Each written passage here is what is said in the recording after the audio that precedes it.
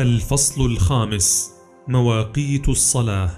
ثالثا: الحكمة من تخصيص الصلاة ب5 أوقات. جيم: دلالات وقت العصر. وقت العصر هو الوقت الذي تميل فيه الشمس إلى الغروب، ومن ثم فهو يذكر بالوقت الذي تشيخ فيه الإنسانية، وباللحظة التي تطلع فيها شمس فخر الكائنات ونبي آخر الزمان صلى الله عليه وسلم ثم تأفل. وعند أداء صلاة العصر ندرك أن كل ما على الأرض في طريقه إلى الأفول والغروب، وأن الألم الذي أصاب أقدامنا والوجع الذي انتاب ظهورنا والشعر الأبيض الذي ملأ رؤوسنا يشير إلى أن أنفسنا في طريقها إلى الزوال والفناء بالتدريج. وفي هذا الوقت الذي نصاب فيه بالإحباط وخيبة الأمل يتناهى إلينا صوت الأذان، فنهرع إلى المسجد ونحن في نشوة وسعادة أن قد وجدنا السبيل لتخليد هذه الحياة الفانية. ويشير هذا الوقت أيضا إلى عصر السعادة النبوي، فلقد أخبر النبي صلى الله عليه وسلم أنه شمس العصر، ثم عقد مقارنة بين أمته وبين الأمم السالفة بقوله: إنما بقاؤكم فيما سلف قبلكم من الأمم كما بين صلاة العصر إلى غروب الشمس. أوتي أهل التوراة فعملوا حتى إذا انتصف النهار عجزوا فأعطوا قيراطا، ثم أوتي أهل الإنجيل فعملوا إلى صلاة العصر ثم عجزوا فأعطوا قيراطا، ثم أوتينا القرآن فعملنا إلى غروب الشمس فأعطينا قيراطين. فقال أهل الكتابين: أي ربنا، أعطيت هؤلاء قيراطين وأعطيتنا قيراطا ونحن كنا أكثر عملا. قال الله عز وجل: هل ظلمتكم من أجركم من شيء؟ قالوا لا. قال: فهو فضلي أوتيه من أشاء. ولذلك فإن عصر السعادة هو بمنزلة النذير لتوجه البشر نحو الزوال، وبما أن الرسول الأكرم صلى الله عليه وسلم هو خاتم الأنبياء فبدهي أن يكون المتبقي من عمر البشر قصيرا، فعصر السعادة يذكرنا بهذا كما تذكرنا شمس العصر بشيخوختنا. وأمام هذه الحوادث والوقائع المتصلة المتتابعة نهرول إلى حضرة الرب الجليل لنؤدي صلاة العصر، إما حزنا وأسفا وإما فرحا بانتقالنا إلى الآخرة وتقلبنا في نعيم الجنة. والقرآن الكريم يقسم بهذا الوقت في سورة العصر، وإننا عندما نهرول إلى الحضرة الإلهية محملين بهذه المشاعر في هذا الوقت الذي أقسم الله به نبدو وكأننا نبحث عن سبيل للإبقاء على الأشياء التي أخذت تجري في سيل الفناء والزوال، حيث إن التكبيرات التي ترتفع من فوق المآذن تبعث فينا الروح وتعيدها إلينا من جديد. دال: دلالات وقت المغرب. وقت المغرب هو لحظة الغروب، عندها ينصرم النهار وتغرب الشمس وندخل في شريحة زمنية أخرى، وهذا الحال يخبرنا عن انتهاء يوم من 24 ساعة وعن موتنا أيضا، لأنه سيأتي يوم نموت فيه ونكفن وتربط أيدينا وأرجلنا وأذقاننا ونوضع في القبر، وبعد أن توضع على قبورنا شواهد القبور يفارقنا الأحباب والأصدقاء ونظل هنالك وحيدين بلا أنيس ولا جليس. من جانب آخر يشير هذا الوقت إلى حشرجة الكرة الأرضية وقت الاحتضار، فغروب الشمس يذكر بأن كل شيء يشرق سيأتي عليه يوم ويغرب، وكذلك كل الأنظمة ستأفل وتغرب. يشير إلى هذا قول الله تعالى: إذا الشمس كورت وإذا النجوم انكدرت وإذا الجبال سيرت. وفي هذا الفزع والحيرة نهرول إلى الصلاة مساء حتى نسري عن قلوبنا الحزينة ونروح عن أرواحنا البائسة. أجل إن وقت المغرب إما أن يكون تعبيرا عن البكاء والانكسار، وإما تعبيرا عن الانفعال الذي نشعر به من جراء إصلاح حالنا في العالم الآخر. ففي هذا الوقت الذي تودع فيه الأشياء بعضها البعض وتتمتم بأناشيد الهجر والفراق معبرة عن انكسارها بآلاف الصيحات، يسمع صوت الأذان الذي يخبر عند الغروب عن ميلاد فجر جديد. عندها نشعر في أرواحنا مع الموت بوجود وانبعاث جديدين بكل ما فيهما من حيوية. بتعبير آخر، إن الأذان الذي يرفع في هذا الوقت يشبه الصوت الذي ينفخه إسرافيل في الصور من أجل الحشر. في هذه اللحظة التي ينتهي فيها كل شيء ويزول، يقال ثمة انبعاث جديد وتوجه إلى حضرة الرب الكريم. وإن قول سيدنا إبراهيم عليه السلام كما حكى القرآن الكريم: لا أحب الآفلين، يعني لا أحب ما يزول ويأفل، وما لا يخالطني ولا يعاشرني ولا يرافقني صباح مساء. وهذا يحمل معنى التوجه إلى الله السرمدي الباقي، لأن الله هو الأحد الصمد، وهو الذي يكسب الوجود للعدم، وهو الذي يحكم بالأفول على الآفلين وبالزوال على الزائلين، وهو الذي يحول العدم إلى وجود ويتجلى بالقدرة والدوام على ما يزول. وبعدما مات في القلوب العشق والانفعال وانمحى من العقول كل شيء يعود إلى الفكر، فهو سبحانه الكفيل بمنح النفوس العشق والانفعال من جديد وبعث الحياة في القلوب الميتة.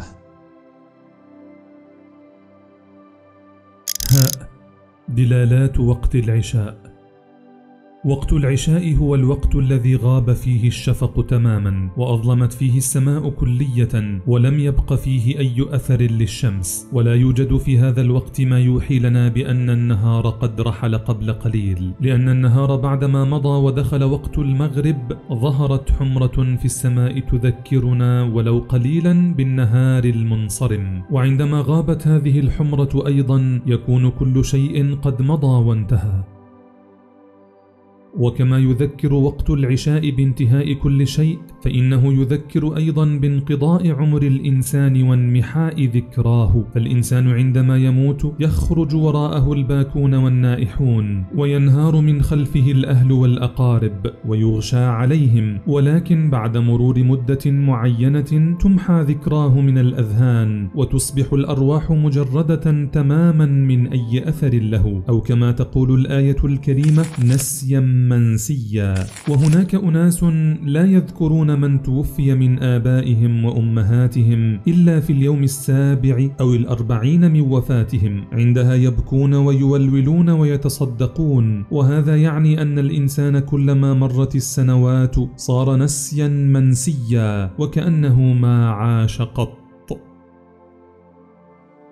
وهكذا يذكر وقت العشاء باللحظة التي ينتهي فيها كل شيء للإنسان وينمحي، ويحرم فيها في قبره من كل أنواع الضياء. ولذلك فالشيء الوحيد الذي ينبغي أن يفعله العبد الذي انكسر قلبه وتلفت أحاسيسه وتحطمت مشاعره هو أن يهرع إلى ربه في صلاة العشاء حتى يسري عن نفسه في تلك الدقائق، وأن ينير ليله بالمثول بين يدي ربه، وأن ينثر بذور الربيع في ليالي شتائه، وأن يعيد النجوم المتناثرة إلى سمائه من جديد، وأن يجعل عمره الذي أوشك على الزوال بداية لحياة جديدة، وأن يقول: إننا انتهينا هنا وفنينا، ولكن هذا الغروب يحمل في طياته بشرى الشروق، وسنحيا من جديد كما نموت. وبهذه المشاعر تلامس جبهته سجادة صلاته.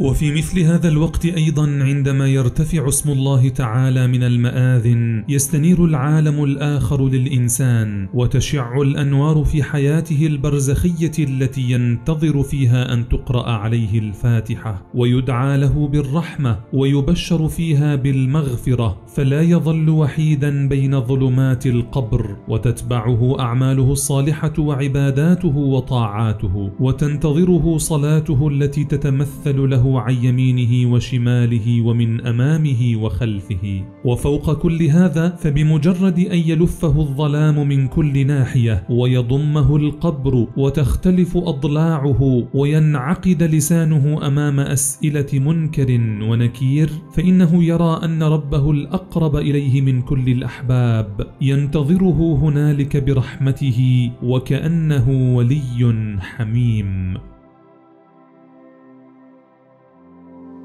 واو، ظلمة الليل والتهجد.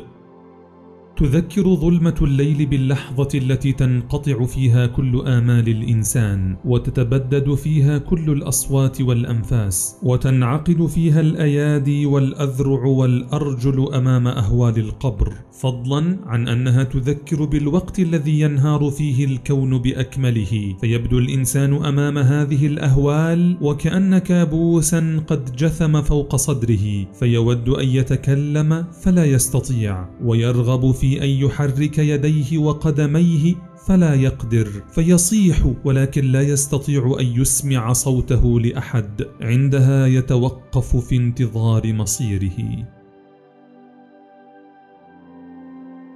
وهكذا فإن قيام الإنسان في هذا الوقت للصلاة ونحيبه وتأوهه في ظلمات الليل ينير حياته كلها ويبدد ظلام ليله، فيا له من عمل نوراني مبارك يعد بالثواب الجزيل، ولا يدرك هذا إلا من ذاق حلاوته. وقد أكد القرآن الكريم على ضرورة قيام الليل، من ذلك قول ربنا سبحانه وتعالى مخاطبا نبيه صلى الله عليه وسلم: يا أيها المزمل قم الليل إلا قليلا نصفه أو انقص منه قليلا أو زد عليه ورتل القرآن ترتيلا. بعد ذلك يقول ربنا سبحانه وتعالى: إن ناشئة الليل هي أشد وطئا وأقوم قيلا إن لك في النهار سبحا طويلا. وكأنه سبحانه وتعالى بهذا القول يحدد الوقت الذي يتوجه فيه نبيه صلى الله عليه وسلم إليه. وفي آية أخرى يقول عز من قائل: ومن الليل فتهجد به نافلة لك عسى أن يبعثك ربك مقاما محمودا. ولمزيد من البيان نقول: إن هذا المقام المحمود لا يمكن الظفر به بالغفلة والاشتغال بالأغيار والتقلب على الفراش الوثير، إنما بالعبرات التي تنسكب على سجادة الصلاة. وقد أذعن النبي صلى الله عليه وسلم بحساسية كبيرة لهذه الأوامر، فأعرض عن الرغبات الجسمانية حتى في أهنأ لحظات حياته، فارتقى بذلك إلى مدارج حياة القلب والروح، وراقب ربه من هذه الزاوية. ففي الحديث الذي روته أمنا السيدة عائشة أن نبي الله صلى الله عليه وسلم كان يقوم من الليل حتى تتفطر قدماه، فقالت رضي الله عنها: لم تصنع هذا يا رسول الله وقد غفر الله لك ما تقدم من ذنبك وما تأخر؟ قال: أفلا أحب أن أكون عبدا شكورا. وعندما يتكلم الإمام البوصيري عن تلك الحال في قصيدته البردة يقول: ظلمت سنة من أحيا الظلام إلى أن اشتكت قدماه الضر من ورمي، وكأنه يوبخ نفسه ويلومها قائلا: أما أنت أيها النفس فتتقلبين على الفراش الوثير وتنامين وتهنئين به وتنعمين. أجل إن الإنسان بقيام الليل يتصل بربه سبحانه وتعالى ويحاوره وينال صحبته ومعيته، فإن صلاة الليل هي شرف المؤمن، بها يدرك النعمة ويحوز كل شرف. أجل إن قيام الإنسان ومثوله بين يدي ربه ومحاورته له في اللحظة التي يصل فيها كل إنسان إلى مطلوبه ومحبوبه لهو شرف كبير لا يعادله شرف. الشرف، فينبغي لنا أن نحصل على ما ضيعناه بمقتضى بشريتنا، وحتى يشعر الإنسان بأن هذه مسؤولية عظيمة ملقاة على عاتقه ويتسنى له القيام بها وتحقيقها، فلا بد له من التوكل على الله والالتجاء إلى رحمته سبحانه وتعالى، لأننا بانتسابنا إلى مولانا سبحانه وتعالى سنستطيع حل جميع مشاكلنا كالجنود الذين يسمح لهم بأسر الجميع حتى الملوك، اعتمادا على قوة السلطان وسطوته. فبالتوكل على الله تحرك الجبال من أماكنها، وبالاعتماد عليه تنقل الجبال الثلجية من مواضعها، وبقوة الله وقدرته تتكون الشلالات التي تتدفق صبا صبا. أجل يستحيل فعل أي شيء دون الاعتماد عليه سبحانه وتعالى، وإن مستقبل العالم الإسلامي اليوم منوط كلية بالتوجه للقرآن الكريم، كما أن عزنا وشرفنا مرتبطان بأدائنا لوظيفة العبودية خلف النبي صلى الله عليه وسلم، وإن لم نفعل أغلقت الأبواب دوننا ورفضت مطالبنا وضربت علينا صنوف شتى من الذلة فوق الذلة التي عشنا فيها عصورا، وما استطعنا نحن أمة الإسلام التي قادت العالم 9 قرون أن نتخلص من شتى أنواع التذلل والتسول، لأن الله تعالى ربط رقينا وسعادتنا بالعودة إليه وإلى أنفسنا، فعلينا أن نتوجه إليه سبحانه بدعائنا ليل نهار، وأن نستجلب رحماته بأفئدتنا المحترقة. لقد خلقنا عبادا فقراء محتاجين، وحاجاتنا واسعة سعة الفرق بين الثرى والثريا، وبقدر اعتمادنا على الحق تعالى نكتسب قوتنا ونلبي حاجاتنا ونأمن أعداءنا، والصلاة تكسبنا هذه القوة. فإذا ترك الإنسان النوم تحت وطأة هذا القدر من الخصوم، ووقف معقود اليدين بين يدي ربه في ظلمات الليل ورفع يديه إليه، يكون قد تخلص من العبء الذي ينوء به كاهله كجرح في صدره. وهذا الوضع الذي هو مدار لمتنفس الروح فيه من الفضل ما فيه، بحيث لا يمكن للإنسان أن يدرك النشوة الحقيقية التي فيه إلا بجانبه الملائكي.